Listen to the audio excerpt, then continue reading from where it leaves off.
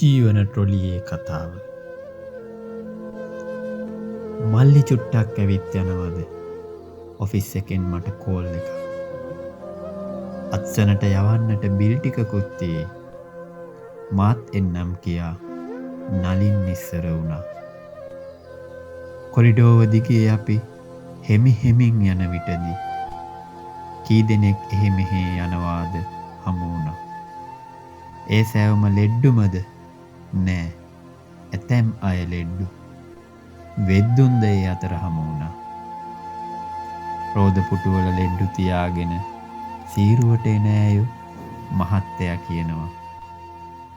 ගිහින් එන්නම් උඩට කියාගෙන අපි දෙන්න කොරිඩෝවේ ඉදිරියට ඇදෙනවා.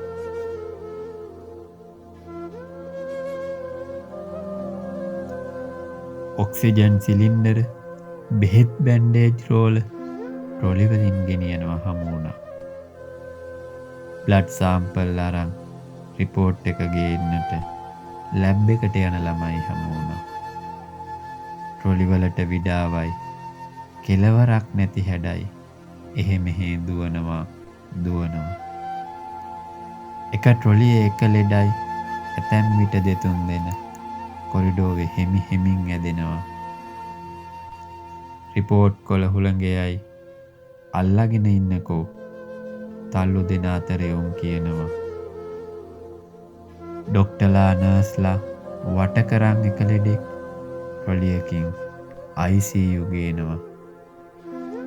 එහා කොරිඩෝව දිග ට්‍රොලියකින් තව ලෙඩෙක් මොකක්දෝ අමුත්තක් දැනෙනවා. සුදු රෙද්ද මුළු ඇඟම වසාගෙන ගිලන් ගත. ඒක ඩෙත් එකක් නලින් මට කියනවා. එකේ වාට්ටුව ළඟින් කොරිඩෝව ඉවර විය. අපි දෙන්න පඩිපෙළේ නගිනවා.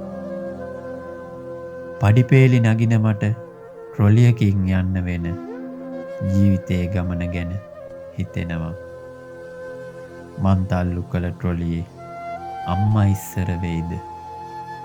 අම්මා කොරිඩෝව ළඟ මං ඊට පෙර වෙයිද?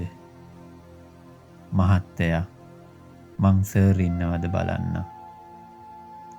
නොදැනීම අපි ඔෆිස් එක ළඟට ඇවිල්ලා